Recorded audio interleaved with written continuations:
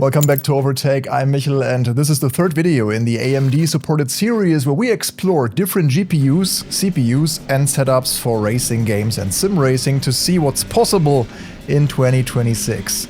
For this one they said, hey look, our partner ASUS got this gaming laptop/tablet and it features one of our craziest compact chips, the Ryzen AI Max Plus 395. And general gaming benchmarks look pretty decent. Why not challenge it with one of the most demanding genres? And I thought like, yeah, how great can it be? There is a reason why we all got big PC towers. You will never ever have such a decent experience with a device that is almost paper thin.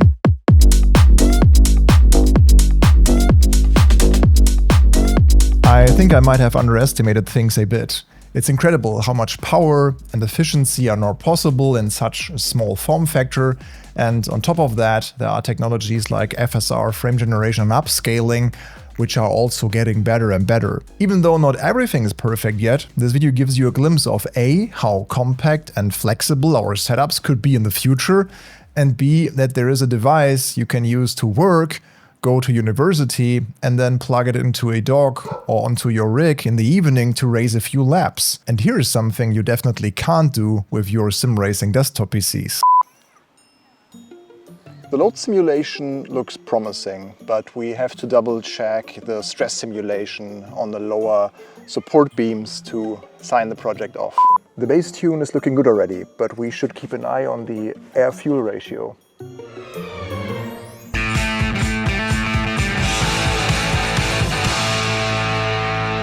Let's first take a look at the numbers and facts about the ROG Flow Z13. There are different versions of this device. Ours is the mid-range model with the AMD Ryzen AI Max Plus 395 and 32 GB of RAM. That brings the price to about $2,400 in the official ASUS store in the US. In Germany you can get it starting at around €2,100 from various retailers. In the UK it's currently on sale for £1,799 on currys.co.uk. There is also a link in the description down below. It's definitely not a bargain, but it combines an almost full-fledged desktop PC with great productivity performance, offers mobile gaming capabilities, and serves as both a laptop and a tablet in one. The Flow Z13 features a 13.4-inch touchscreen with an IPS panel, 180Hz refresh rate, and a resolution of 2560 by 1600.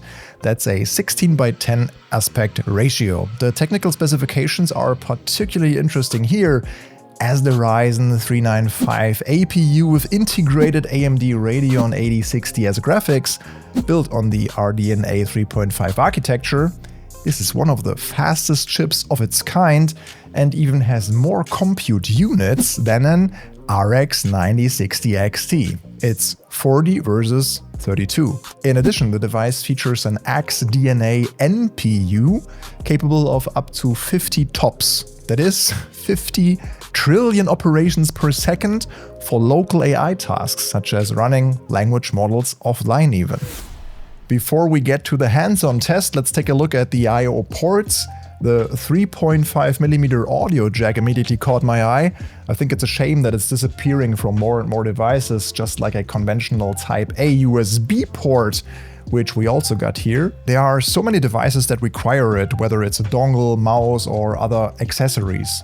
There are also two USB-C ports with support for DisplayPort and power delivery, offering data speeds of up to 40 gigabit per second. A micro SD card reader is also included, supporting the UHS-2 standard, which is great if, for example, you work a lot with cameras. Then there is an HDMI 2.1 port, which in combination with the two Type-C ports offers the theoretical ability to connect 3 displays at once. As you can see, the Flow Z13 has very compact dimensions and weighs only about 1.5 kilograms. I measured that. We have the super thin RGB keyboard, which can be detached using a magnetic mechanism. That works pretty easily. And to my surprise, this whole thing doesn't feel flimsy at all. Instead, it feels high quality and sturdy. The same goes for this kickstand, which can be adjusted up to 170 degrees, which gives you a lot of flexibility. There is also a nice light bar on the back of the device that you can control via the Aura Sync software on the device itself. Setting up the Flow 13 is very simple and user-friendly. It comes with Windows 11 Home pre-installed. It's unbelievable how many options and questions this operating system throws at you during installation. I don't want any of that. Just give me a clean working OS. If I need Office 365 or want to use Copilot, I'll take care of it. But that's another topic. At least Windows offers good compatibility with games in this case. As far as I know, sim racing on Mac and Linux is still very, very limited. By the way, the power adapter and the carrying case are also included in the package. Let's get right to the sim racing test. For this, I connected the Flow Z13 to our Titan Army monitor running at 3840 by 1080. When we compare the pixel densities, we're actually very close to the device's native resolution. To be honest, I was extremely skeptical that this laptop would be able to run Limo Ultimate smoothly with acceptable FPS in this scenario. But my concerns quickly vanished. With post-processing even set to low, 2x MSAA, and medium graphics details, I'm running at a stable 80 to 90 FPS on the first try. That is mind-blowing. Just for fun, I calculated how many Flow Z13s would fit by volume into a Corsair 5000D PC case. That's like a standard PC tower. And it can hold about 35 of them. 35. Let's briefly touch on the VRAM topic, the GPU's memory.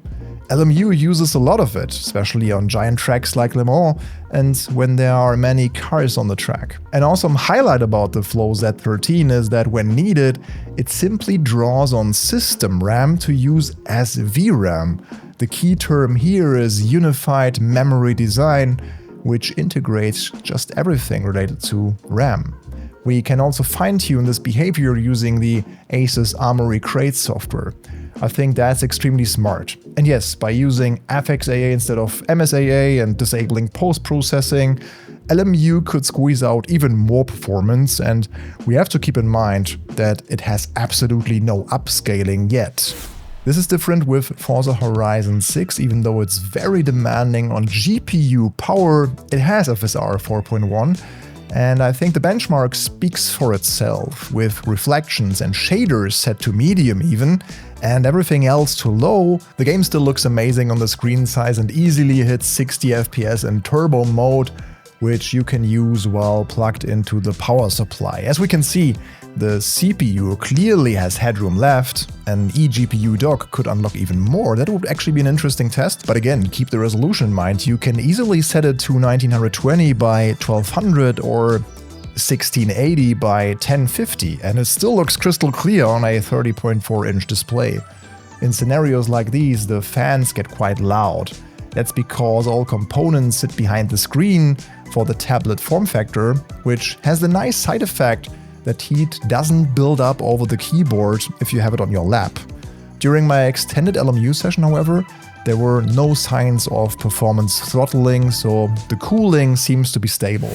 Since it did so well in Limo Ultimate and Forza Horizon 6, I thought now it's time for the ultimate test. If it can run Assetto Corsa Rally, it can run anything. And yes, it was running on very low to low settings, with upscaling even, but AC Rally still doesn't look too bad, and it was a stable 70 plus FPS on the super ultra wide monitor.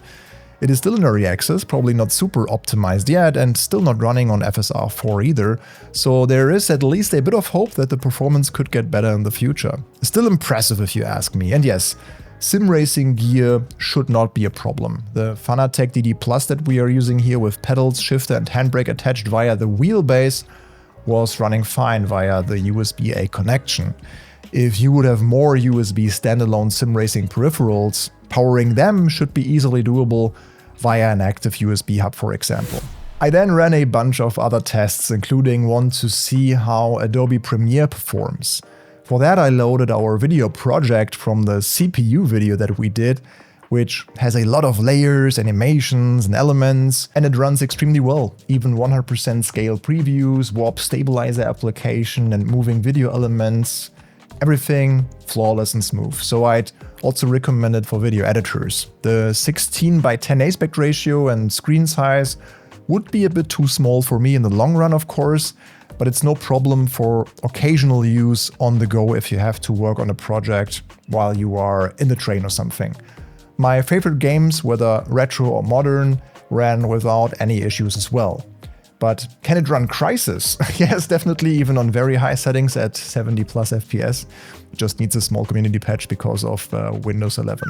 I already tested that, not even joking. I took the opportunity to test out Automobilista 2 and Race Room, this time with a controller, on the native screen of the device, and that is surprisingly fun too. Other than that, I have a few more recommendations for racing on the go titles I've tested on the Flow Z13.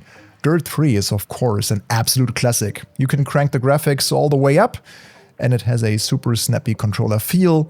Tokyo Extreme Racer also runs very smoothly at 60 FPS on medium settings. I've been meaning to catch up on Burnout Paradise Remastered for ages. I think this would be a good opportunity, also runs pretty well. By the way, the battery doesn't last very long while gaming, maybe 1 to 2 hours. It really depends on the workload though, but it makes sense. The device has a lot of power, and if you use it, the battery runs out faster. It's like a sports car when you're driving at full throttle the whole time. 70 watt hours is decent considering the Z13 size, but you shouldn't expect miracles. The 1TB NVMe M2 SSD also fills up relatively quickly if you install big games like FH6 and manage video projects on the side. However, you can easily replace this SSD with a larger one. The slot is accessible on the backside of the monitor. Personally, I'd also feel more comfortable with a 16-inch laptop, assuming you're really on the go a lot with it. But of course, that's very individual. To sum it up, I can say that I had a ton of fun with the ROG Flow Z13. It's incredibly satisfying to get basically desktop quality graphics in such a small form factor. What do you guys think? I could just plop this thing on my desk and spend hours enjoying sim racing replays that render live in engine. Would this be something for you? Do you maybe even own the Flow Z13? Then feel free to share your experiences and opinions in the comments down below. I'm happy to discuss with you there. If you'd like to see more reviews with this device, including ones with iRacing, AC Evo and the like, let me know. I can definitely put together a few short videos or something like that if you're interested. Thanks for watching, liking and subscribing of course. See you in the next video. Bye bye.